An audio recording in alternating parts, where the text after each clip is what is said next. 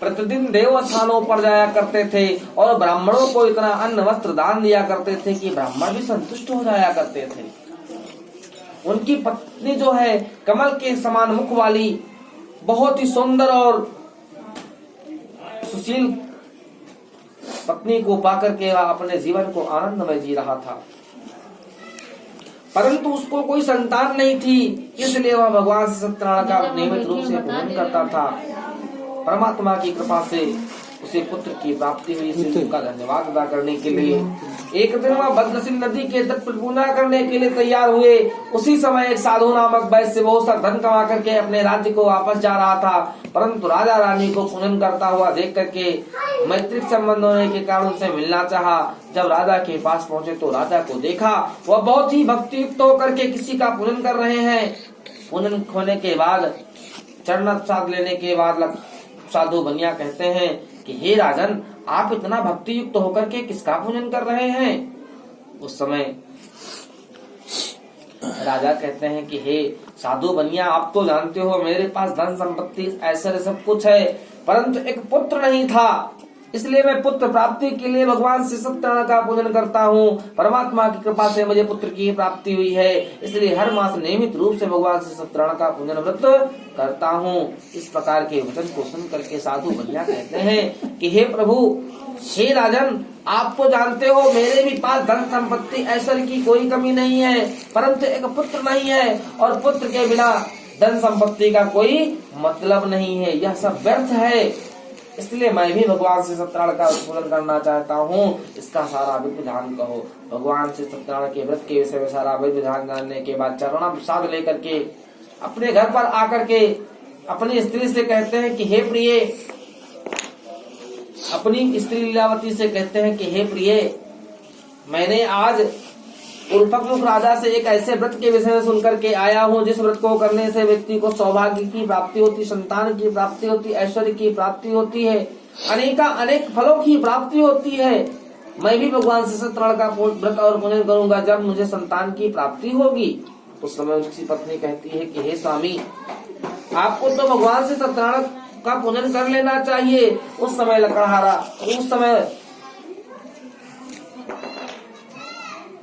उस समय साधु बनिया कहते हैं कि हे प्रिय, जब मुझे पुत्र की प्राप्ति होगी तो मैं अवश्य भगवान से सत्यनारायण का व्रत और पूजन करूंगा, इसलिए व्यर्थ में धन अभी हम नहीं खर्च करेंगे। परमात्मा की कृपा से वह व्यापार करने निकल पड़ा। बहुत समय बीत जाने के बाद वह व्यापार से निवृत्त होकर के अपने घर पर आकर के संसार के समस्त प्रकार के सुखों का भोग करते हुए एक दिन इसकी स्त्री गर्भवती हुई। गर्भवती हो जाने के बाद 10वें मास में उसने एक सुंदर कन्या को जन्म दिया।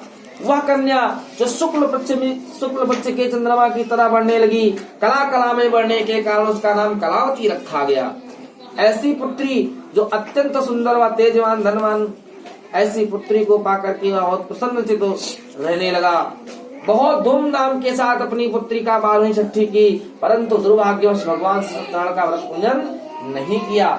उसके बाद उसकी पत्नी ने कहा कि हे स्वामी, आपने तो भगवान से सत्यनारायण का व्रत पूजन करने का संकल्प किया था, अब आपको भगवान से सत्यनारायण का व्रत पूजन कर लेना चाहिए। वह उस समय अपनी पत्नी को समझाते हुए कहता है, हे प्रिय, आप तो जानते हो मैंने अपनी पुत्री के जन्म उत्सव पर बहुत 12वीं छठी में बहुत सा धन खर्च कर दिया, इसके जन्म उत्सव पर बहुत सा धन खर्च कर दिया, इसलिए मैं अब भगवान से सत्यनारायण का पूजन अभी नहीं करूंगा। जब मैं इसका विवाह करूंगा तब मैं भगवान से सत्यनारायण का व्रत पूजन अवश्य करूंगा। इस प्रकार अपनी पत्नी को श्वासन दे करके वह व्यापार करने निकल पड़ा।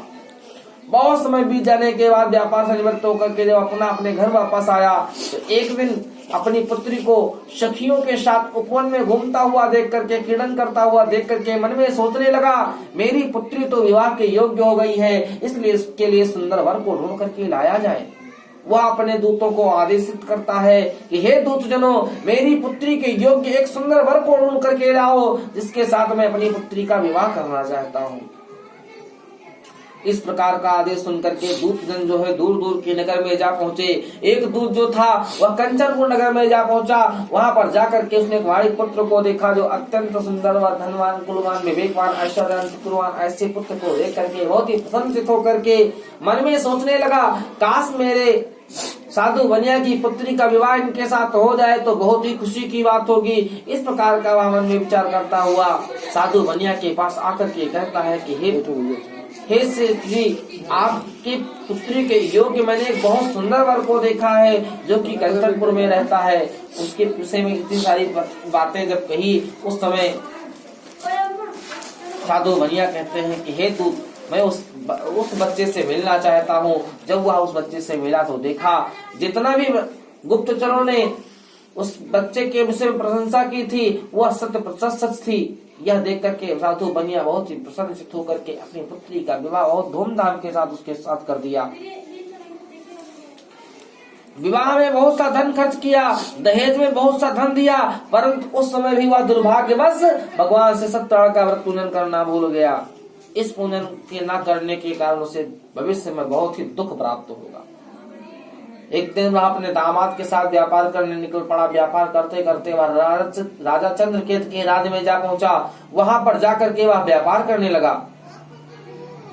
एक दिन प्रभु की माया से कुछ चोर राज खजाने से धन चुरा करके भागे जा रहे थे। सैनिक उनके पीछे लगे हुए थे। सैनिकों से बचने के लिए अवसर पा करके चोरों ने जो चोरी का धन था वह व्यापारी की नाव में रख करके वहां से रफ्फू चक्कर हो गए। जब दूतों ने देखा कि चोरी का धन साधु बनिया की नाव में, तो इन दोनों को चोर समझ करके इनको बंदी बना करके राजा के पास ले आए। आज राजा ने भी इनकी एक भी बात न सुनी और कठिन कारावास में डाल दिया गया। इधर इनका तो ये हाल हुआ, उधर लीलावती कलावती पर भी मुसीबत का पहाड़ टूट पड़ा। उनके घर में भी जो अन्न था, जो खाने के लिए भोजन था, वह सब चोर चुरा कर ले गए। घर में खाने के लिए अन्न भी न बचा। भूख और प्यास से पीड़ित होकर नित दिन भिक्षा मांग करके अपना जीवन यापन करने लगी। एक दिन कलावती एक ब्राह्मण के घर भिक्षा मांगने के लिए गई। उसी समय वहां पर जाकर के देखा तो भगवान से सत्यनारायण का व्रत और पूजन हो रहा था। वह उसी स्थान पर बड़े भक्ति भाव के साथ बैठ गई और कथा पूर्ण हो जाने के बाद चरण प्रसाद लेकर के बीती रात जब घर वापस आती है तो उसकी माता ने ताड़ना देते हुए कहा, हे पुत्री, तेरे मन में क्या चल रहा है? इतनी रात बीत गई, तू कहाँ थी? इस प्रकार के वाक्य को सुन करके लीलावती कहती, हे माँ, मैं सच कहती हूँ, मैं एक ब्राह्मण के घर भिक्षा मांगने के लिए गई थी, परंतु जब मैंने वहां पर जाकर के देखा तो भगवान सत्यनारायण का व्रत और पूजन हो रहा था। वह भगवान सत्यनारायण जिनका पूजन करने से जीवन में समस्त प्रकार के कष्ट नष्ट हो जाते हैं और संपूर्ण प्रकार की सुख की प्राप्ति होती है। जैसे भगवान सत्यनारायण के व्रत के पूजन के विषय में कलावती से सुना, वैसे लीलावती ने अपनी पुत्री से कहा, हे पुत्री, मुझे क्षमा करो, जो मैंने आपको कटुक वचन कहे इसके लिए मुझे क्षमा करो। उस समय कलावती ताड़ना देते हुए कहती है कि हे माँ, मुझे समाज के सभी लोग अकलंकित करते हैं, न जाने क्या क्या कहते हैं, मुझे कभी दुख नहीं हुआ, परंतु आज मेरी माँ मुझ पर विश्वास नहीं करती, इसलिए मुझे अत्यंत दुख हो रहा है। उस समय माता ने कलावती को समझाते हुए कहा, हे पुत्री, जब बुरा वक्त होता है तब अपने भी अपनों पर विश्वास नहीं करते हैं, इसलिए उसको बुरा वक्त कहा गया है। इसलिए जो मैंने आपसे अनजाने में मुझसे गलती उसे मत क्षमा करो। इस प्रकार अपनी पुत्री को समझाने के बाद अपनी पुत्री से कहा कि हे पुत्री, मैं भी भगवान से सत्यनारायण का व्रत पूजन करना चाहती हूँ, इसलिए प्रातः काल होते ही भगवान सत्यनारायण की पूजन की तैयारी करो। प्रातः काल होते ही लीलावती कलावती भगवान के पूजन की तैयारी करने लगी। अपने इष्ट मित्रों को बुला करके, अपने परिवार के सभी लोगों को बुला करके, ब्राह्मण देवता को बुला करके बड़े भक्ति भाव के साथ सत्यनारायण के साथ भगवान से सत्यनारायण का पूजन किया। उसके बाद सभी को चरणा प्रसाद देने के बाद सता चरणा प्रसाद को ग्रहण किया। इस प्रकार जो भी स्त्री पुरुष भगवान से सत्यनारायण का व्रत पूजन करेगा उनके जीवन के समस्त प्रकार के कष्ट नष्ट हो जाएंगे। साधु बनिया की स्त्री ने जब भगवान का प्रसाद ग्रहण किया और भगवान से क्षमा प्रार्थना करते हुए कहा कि हे प्रभु, मेरे पति और दामाद जब घर वापस आ जाएंगे तो मैं पुनः तुम्हारा व्रत और पूजन करूंगी। इस प्रकार का संकल्प लिया और भगवान से क्षमा प्रार्थना की। भगवान भी संतुष्ट हो गए और इच्छा वरदान दे दिया। उसके बाद ऐसी कुछ माया रची जिसके साथ सब कुछ बदल गया। एक दिन भगवान ने राजा चंद्रकेतु को रात में स्वप्न में दर्शन देकर के कहा, हे राजन, साधु बनिया और उसका दामाद निर्दोष है, प्रातः काल होते ही उन दोनों को बंधन मुक्त कर दो। यदि तुमने ऐसा ना किया तो मैं तुम्हारा धन संपत्ति ऐश्वर्य सब कुछ नष्ट कर दूंगा। इतना कह करके भगवान तो वहां से अंतर्ध्यान हो गए। परंतु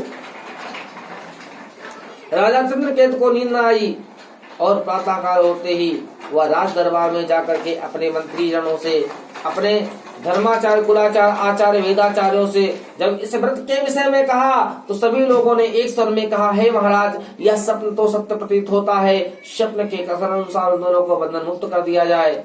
इतना सुनते ही राजा ने आदेश किया। उस समय उनकी हथकड़ियां कटवाई गई, बेड़ियां कटवाई गई, फिर बाल बनवाए गए, फिर उनको स्नान कराने के बाद नए नए वस्त्र और आभूषण प्रदान किया गया। उसके बाद भोजन कराने के बाद उनको निर्भय होने का वचन देते हुए कहते हैं कि हे साधु मुनिया, जो भी कुछ हुआ इसका कारण मैं नहीं हूँ, इसका कारण नेति है, इसलिए मेरे अपराधों को क्षमा करो। अब आप निर्भय होकर के अपने घर की ओर प्रस्थान करो। साधु मुनिया ने भी मंगलाचरण करने के बाद कुछ ब्राह्मणों को अन्न वस्त्र दान देने के बाद अपनी यात्रा को प्रारंभ किया। श्री मार्कंड शुक्ल शांति पक्ष में तृतीय अध्याय